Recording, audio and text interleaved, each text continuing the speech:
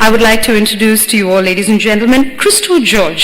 He was a fresh graduate when he launched Hykon India Private Limited in 1991 in Thrissur. A successful entrepreneur, his company is responsible for the manufacture of inverters, servo stabilizers, water heaters and lights. With a strong foothold in the industry, he efficiently heads 9 different companies and is passionate about taking the entrepreneurs to the next level. Today he is going to be talking to us about wealth management for the entrepreneur. Ladies and gentlemen, with a big round of applause, I'd like to request Mr. Christo to kindly join us on stage. Good morning, ladies and gentlemen. Good morning to all of you. On this exuberant morning, I am very happy to be here. The Circle of Success Business Conference. All of us sitting here want to be successful in life, right? Yes. The big question is how one can become success. Nowadays, success is measured in a scale of how much wealth you created, how much money you created. The more money you have, the more respect you are getting in the society. That's not a doubt. Recently, a professor from IIM who retired conducted a survey in Kerala. He conducted a survey of 100 successful people, how they became success in their life. The result is an interesting story. Out of 100 successful people, 80% of them are not educated. When I say not educated, they have not completed degree.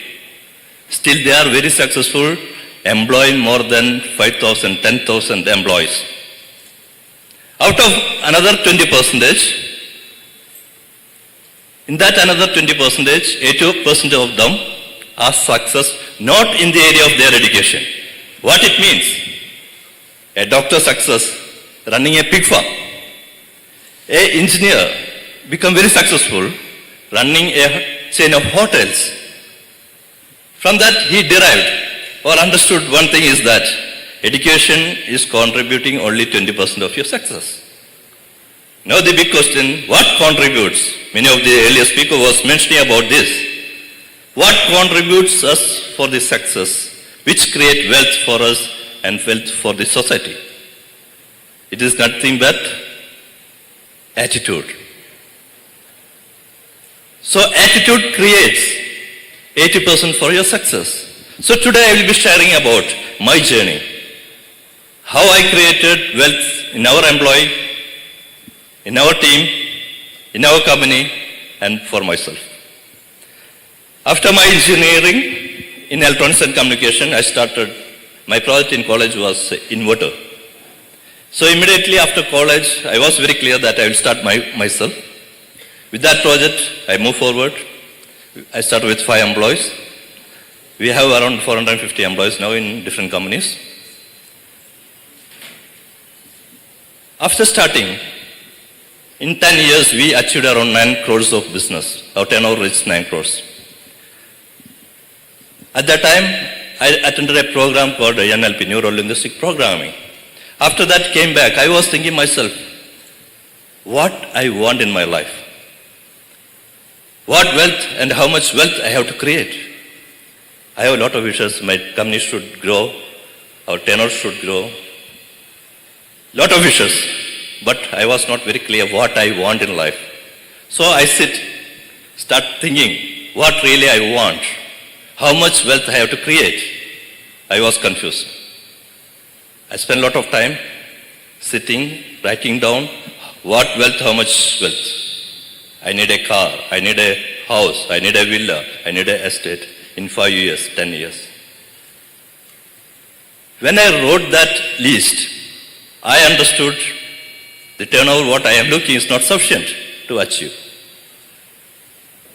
Then I thought, there should be a higher turnover, higher growth.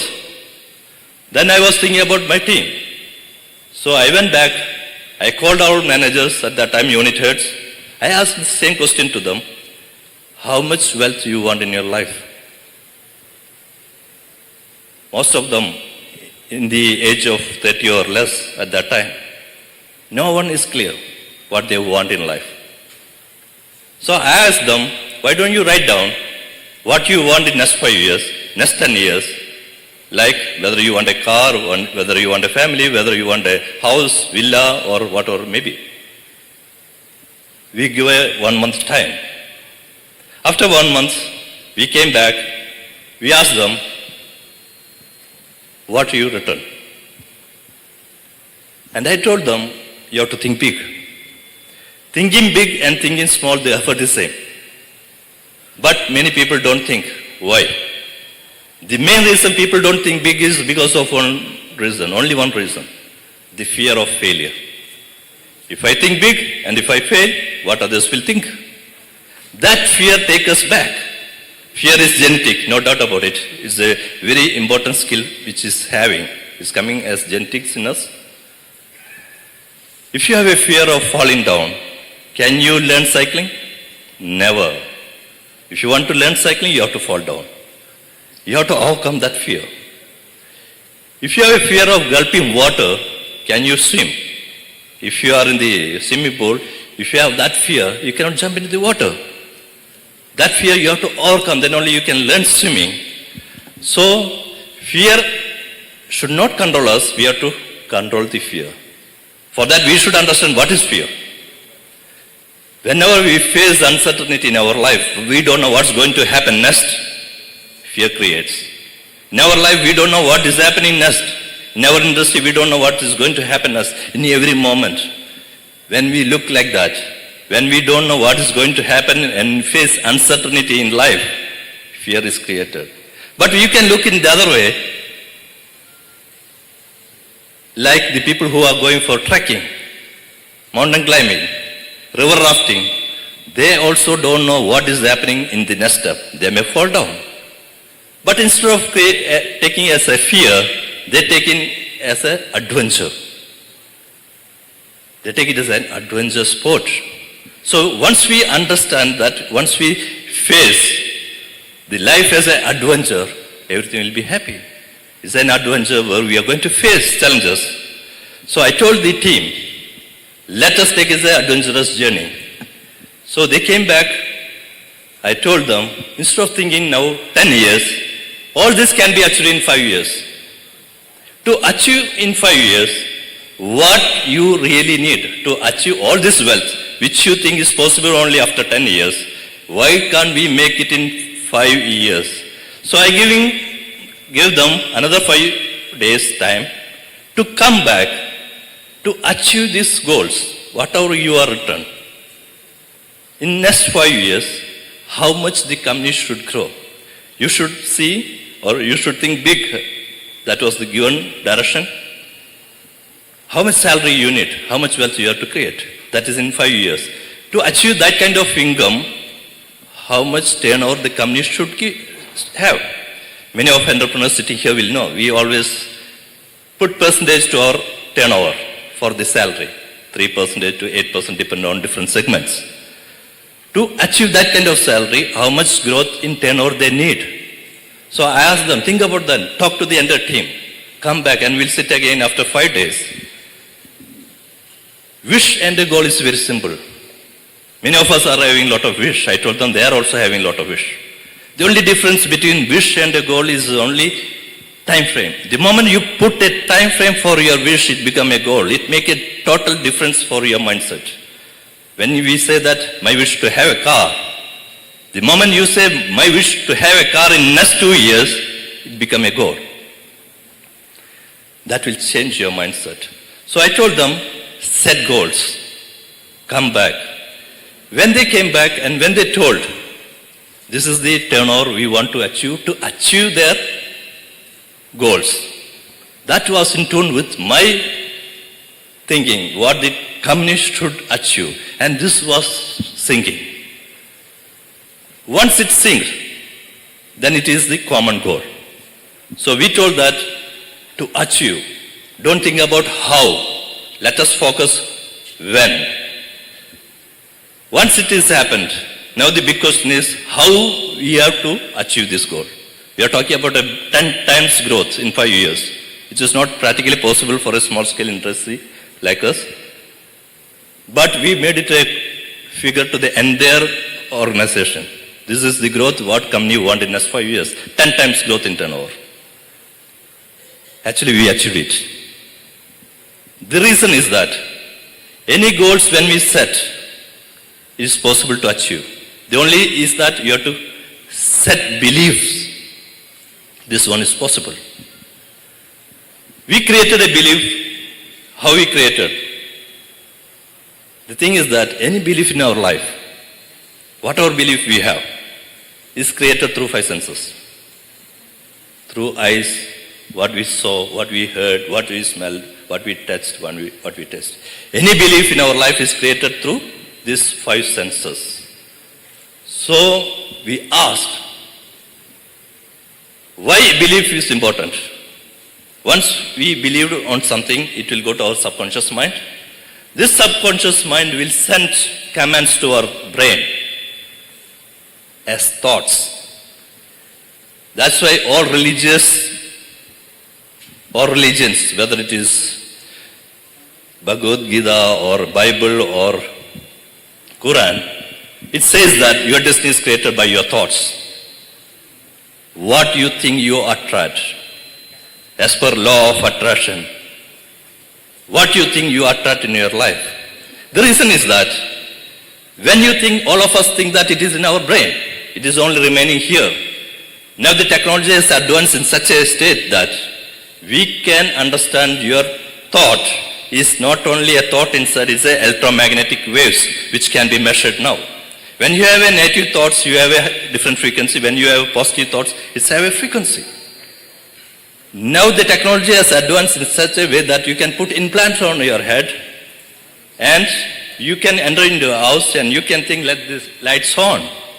These thoughts can be interpreted through the implant. It can transmit wirelessly and switch on the lights. So the technology, why don't we think that technology can advance? Your thoughts can be monitored. Like a FM transmitter, you are transmitting to the entire life. So the thing is that when our thoughts is not here, the base of the law of attraction, what we applied in my life, all things are happening. Like FM transmitter, this thought is transmitting throughout the world, infinite world. We all learned about the tuning fork ensemble. When there are different types of frequency of tuning fork in a room, and if it is one triggered, the same frequency tuning fork will start singing and start vibrating. Like that, when you have a thought about the goal, what you want in life, and you transmit to the infinite world, the same frequency will attract and come to our life. That's why we are asked to think what we want in life, not what we don't want in life. But many people think exactly the opposite. They want wealth, but they think about the situation where they don't have money. The moment they touch money, they feel bad. What you are creating? You are creating a thought, and you are transmitting that thought, and it is a negative thought. And the same situation repeatedly come into our life. So if you want wealth, if you want money, you think good about money. The moment you touch money, feel happiness. When you see wealth in others, when you see wealth in neighbors, be happy. Tomorrow I am going to have that kind of wealth. That thought process will radiate and the same situation will come as per law of attraction. So in our company, when we tried this, all of these people were focused and we were asked, many of these people was talking about dream. We asked this team to dream what kind of wealth you want in our life in the next 5 years. To create a belief, the easiest method is to celebrate. Celebrate the future now. If you want to achieve that wealth, think about today is the day. We are going to celebrate, we already achieved. That is virtual. That is virtual reality. Once we celebrate what exactly we want in life, it has to anything create, materialize in this world. First it has to come as a belief in our subconscious mind. Once you repeatedly does this, it became a belief in our subconscious mind. Once it creates a belief through your five senses repeatedly, you don't have to worry about anything else. The entire world will make sure that it is happening. You will see many opportunities in front of us because the command is going from your subconscious mind to your brain, and all your body parts react accordingly, act accordingly. What you want to see, it's clear inside what you want. So when you go, when you open your newspaper, many people will not see, but your eyes will scan and then look at the point where you need wealth. When you go or traveling on a road or a street, you will find opportunities because you get commands from inside. That brings growth, success, and ultimately the wealth in our life. And I always feel I was so lucky in my life. Whatever I thought from young age, I was able to achieve. And I all started debating about luck, Jadagam. Because one person, you should be lucky born, otherwise it's not easy. It's not in our hand, it's in all God's hand. Later, once I understood about NLP, the neuro-linguistic program, in the way our brain is getting programmed, luck is created by our thoughts. So it's not moral luck, it's our thought process, our goals coming into reality, and we feel happiness and we feel lucky. So each of us, our destiny is in our thoughts. Only thing is, you have to think big. Thinking big, thinking small, the effort is same. If a small scale industry, if doing 50 lakh business or 1 crore, why don't we think 100 crores? Now it is the time to create wealth and opportunity because India is going to be one of the biggest economy in the world. At least 20 to 30% of the Indians should think big because the whole world is looking at India now. Even Chinese and Americans is going to have a war on economy, tariff trade, big war is happening. This is a great opportunity for each and everyone in India. We should grab that opportunity. So at least 20% of Indians start thinking big, India will become big, no doubt about it. So let us think big. Thank you very much. One more thing is that I am a person called dyslexia, learning disability. At young age, I failed in many subjects. I always fail in college, schools. That's why this kind of students can think big. They visualize sitting in the class while normal students write and learn. This kind of students, they are very slow in writing. In the class, I don't have nothing else to do, so I always dream. Dreaming about having 9 companies in my life. That happened already. I'm thankful for giving me an opportunity to share my thoughts here. Thank you.